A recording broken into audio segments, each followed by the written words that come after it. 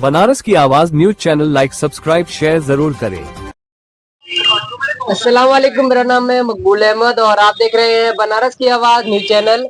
आज हमारे साथ समाजवादी विचारधारा के युवा साथी जुड़ चुके हैं और जानेंगे कि जिस तरह से हाल ही में जो पहलगाम हमला हुआ, पहलगाम हमले के बाद उसका जो भारतीय सेना ने मुंहतोड़ जवाब दिया। पाकिस्तान के 9 आतंकी ठिकानों पर जबरदस्त हमला किया और उसके बाद सीज फायर ऐसी मामले आ जाते हैं, नौबत आ जाती है।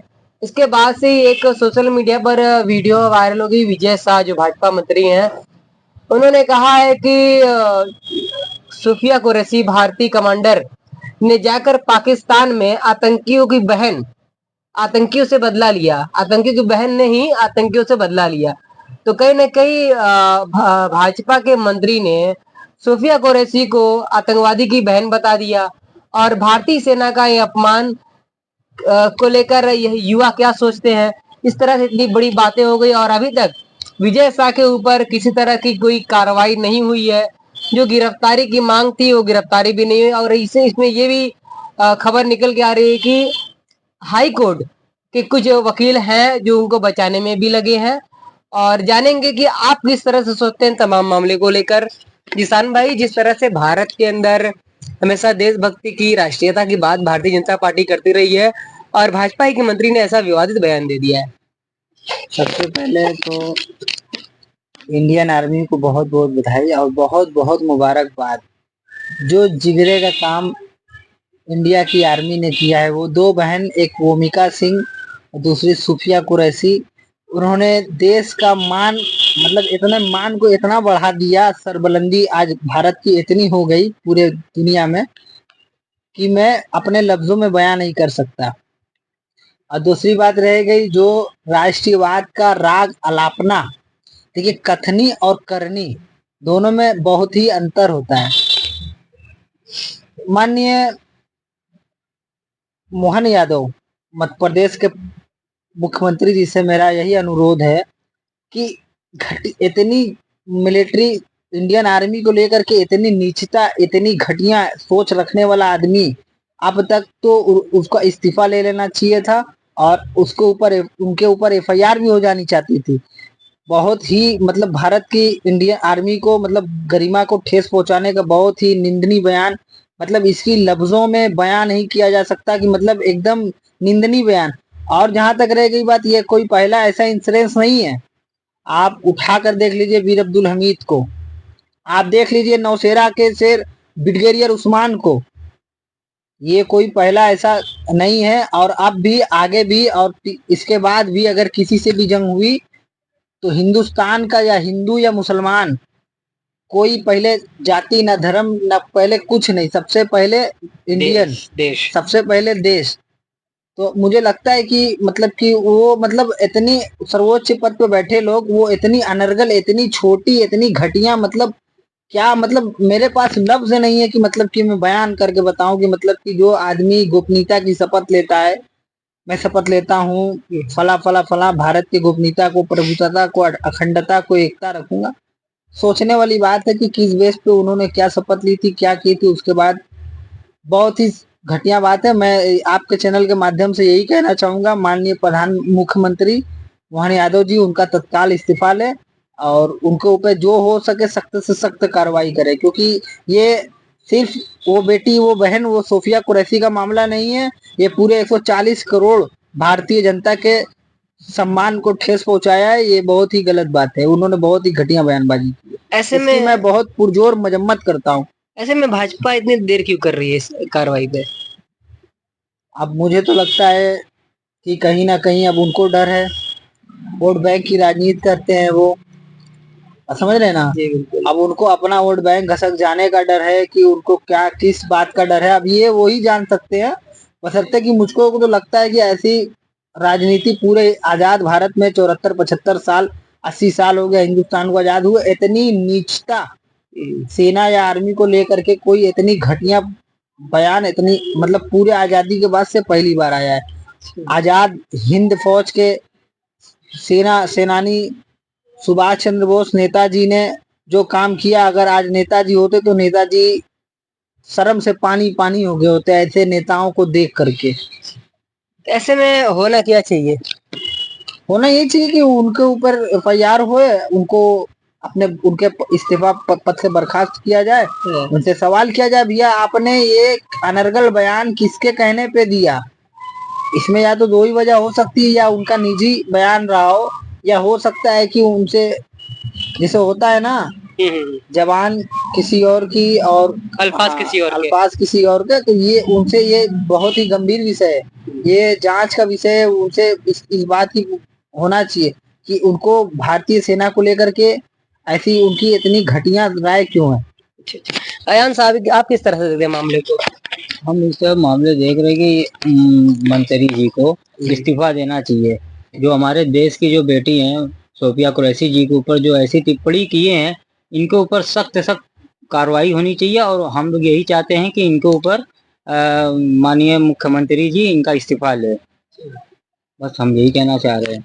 ऐसा कोर्ट तक ये जो मामला चला गया है, लेकिन कोर्ट भी इसको बचाने में लगी है एकदम। किस तरह का दबाव पड़ा है लोगों पर? नहीं, कोर्ट का माननीय न्यायालय का मैं न्यायालय का बहुत बहुत शुक्रगुजार हूँ, क्योंकि आज अगर न्यायालय नहीं होता तो आज मैं बता नहीं सकता कि आज अल्पसंख्यक की हाल क्या होती।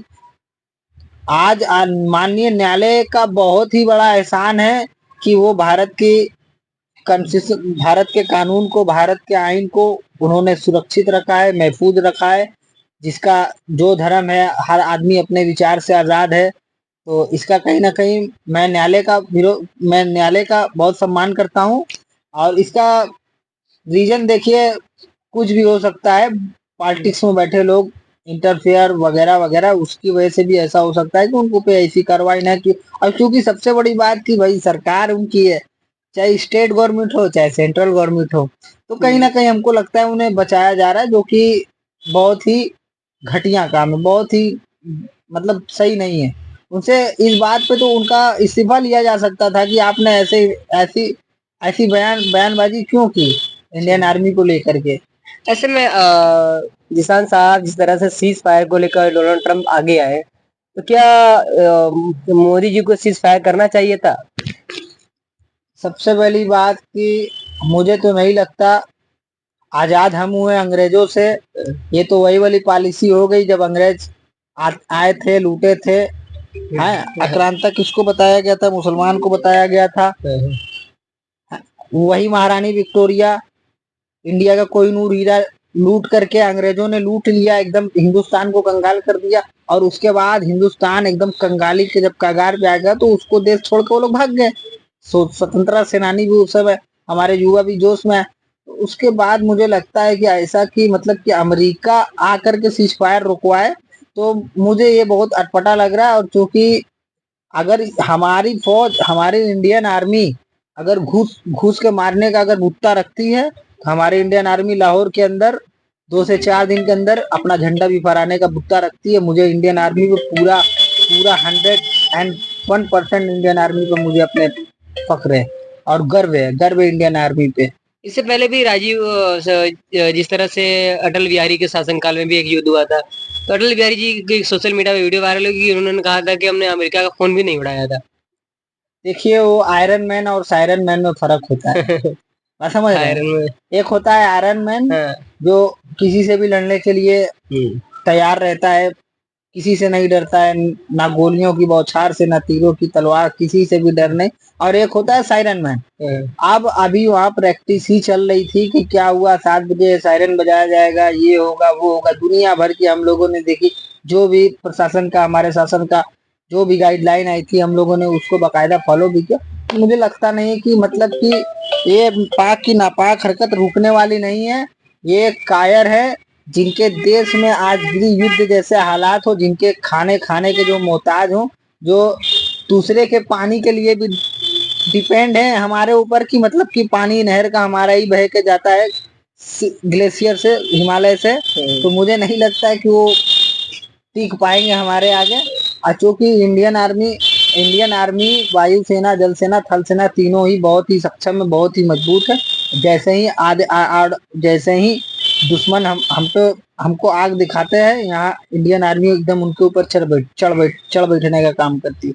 तो ये सीज फायर नहीं करना चाहिए, और सीज फायर करके भी पाक अपने नापाक मंसूबों से अभी भी मान नहीं रहा है। अभी कल राजौरी में, पुंछ में मैं न्यूज देख रहा था, ट्विटर पे ट्रेंड भी कर रहा था, कहीं ना कहीं वो अपनी नापाक हरकतों से बाज नहीं आ रहा पाकिस्तान, और वो बाज नहीं आएगा।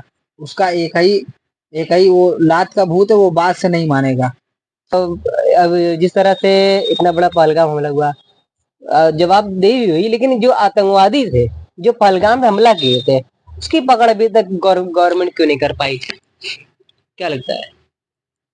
देखिए, सबसे पहला मुद्दा तो जब सीमावर्ती इलाके में इनपुट भी था और सब कुछ था, और आप जान रहे हैं कि कितना सेंसिटिव एरिया है। पहलगाम हो गया, पुंछ हो गया, ये आपका लेह हो गया, लद्दाख, मतलब सीमावर्ती, कहीं से चीन का सीमा सटता है, कहीं से पाकिस्तान जो नापाक हरकत से बाज नहीं आता है, कहीं तो उसका सीमा सटता है।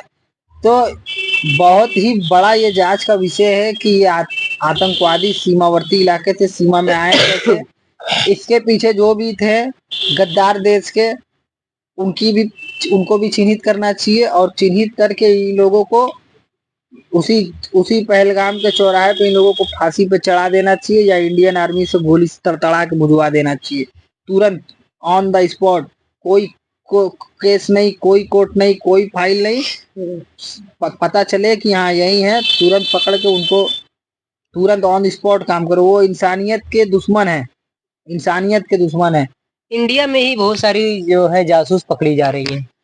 कोई मल्होत्रा करके हैं, आज भी ही कोई ज्योति मल्होत्रा करके, और एक भी दो है। तो सबसे पहले मैं कहूंगा कि देखिए, ये जो आसूस जासूस और आतंकवाद होते हैं, इनको धर्म के चश्मे से नहीं देखना चाहिए।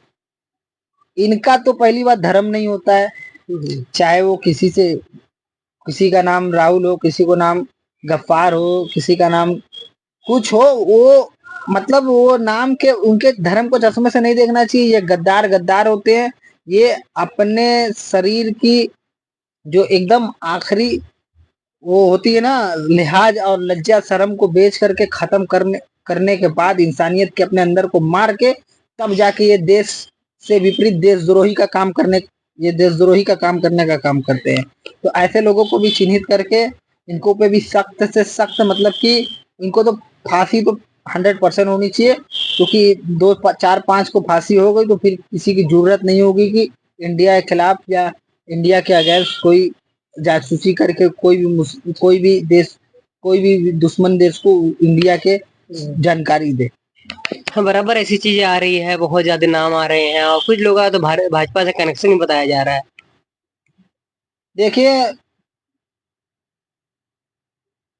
अब कौन क्या है क्या नहीं है, किसी के माथे पे तो लिखा नहीं होता है, क्योंकि ये बहुत गंभीर विषय है।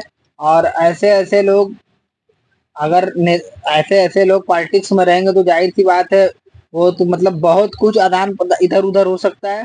तो ऐसे लोगों को चिन्हित करना चाहिए, और चिन्हित करके उन पे सख्त से सख्त कार्रवाई होनी चाहिए।